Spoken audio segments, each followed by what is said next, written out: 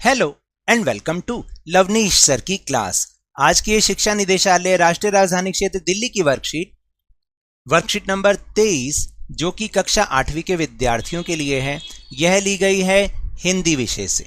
और इसमें आज हम पाठ बस की यात्रा पर आधारित कुछ ऐसे प्रश्न करेंगे जिसमें हमें खुद के अनुभव लिखने होंगे, यानी हमें उसको स्वयं करना होगा। तो चलिए बिना समय गवाए शुरुआत करते हैं मेरे साथ और समझने की कोशिश करते हैं।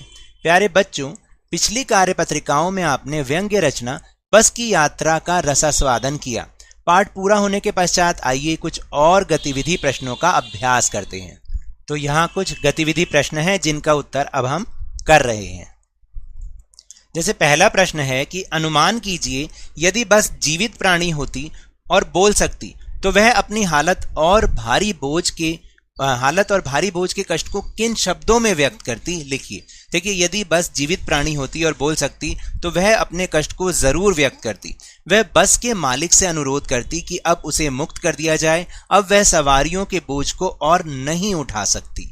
फिर दूसरा प्रश्न है कि यदि आप लेखक के स्थान पर होते और आपको यात्रा के बाद कभी बस के मालिक से बात करने का अवसर मिलता तो आप उससे क्या बात करते। कल्पना करके लिखिए। देखिए, यदि मैं लेखक के स्थान पर होता तो बस के मालिक से कहता कि अब बस बिल्कुल जर्जर अवस्था में आ चुकी है, यानी कि बिल्कुल खराब हो चुकी है। आप अपने लालच के कारण इसे और मत चलाइए क्योंकि इससे बहुत सारे लोगों की जान को खतरा हो सकता है।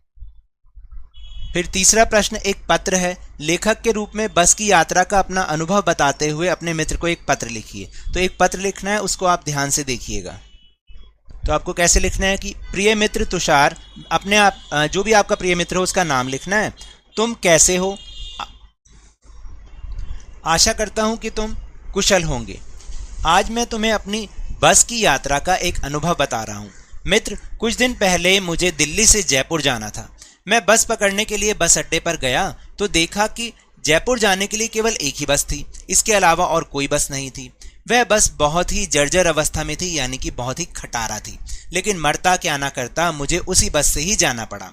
और बस थोड़ी आगे बढ़ी तो उसका इंजन जोर जोर से आवाज करने लग गया। ऐसा लग रहा था कि जैसे हम बस में नहीं बल्कि इंजन के अंदर बैठे हों, और बस झटके मारने लगी। तब मुझे ऐसा लगा कि शायद मैं जयपुर पहुंच ही नहीं पाऊंगा। उसके थोड़ी देर बाद जब बस का इंजन ठीक हुआ तब भी वह बहुत धीरे धीरे चल रही थी और मुझे डर लग रहा था कि कहीं यह फिर बंद ना हो जाए।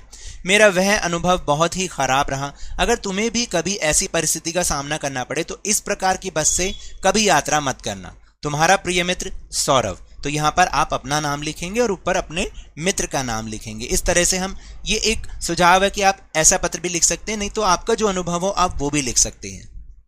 फिर चौथा प्रश्न है कि आप अपनी किसी यात्रा के खट्टे मीठे अनुभवों को याद करते हुए एक लेख लिखिए।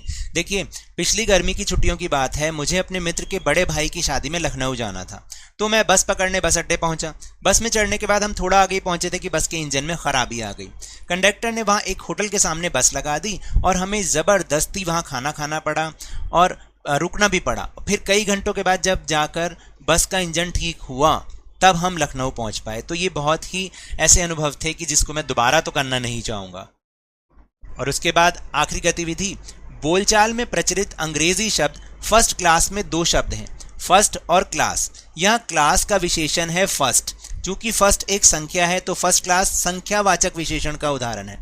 महान आदमी में किसी आदमी की विशेषता है महान, तो ये गुणवाचक विशेषण होता है। तो संख्यावाचक विशेषण और गुणवाचक विशेषण के दो उदाहरण पाठ से खोज कर लिखिए। देखिए, संख्यावाचक विशेषण कौन सी थी इस पाठ में? जैसे 5 मित्र है ना, तो यानी मित्र की वो विशेषता बता रहा है और संख्या में बता रहा है। और 8-10 मील, तो यानी रास्ता बता रहा है कि 8-10 मील। ठीक है। इसके बाद गुणवाचक क्या है? चांदनी रात, यानी रात की जो है विशेषता बता रहा है कि चांदनी थी। और आदमी की विशेषता है समझदार आदमी। तो ये इस पाठ में से ही शब्द हैं, इसको आपने इस तरीके से लिखना। तो टेलीग्राम ऐप पर भी हमने अपना चैनल लवनीश सर की क्लास बनाया है, जिसका लिंक आपको वीडियो के डिस्क्रिप्शन बॉक्स में मिल जाएगा। आप वहाँ से हमारे चैनल को ज्वाइन कीजिए तो आपको सारे लिंक्स एक साथ मिलेंगे।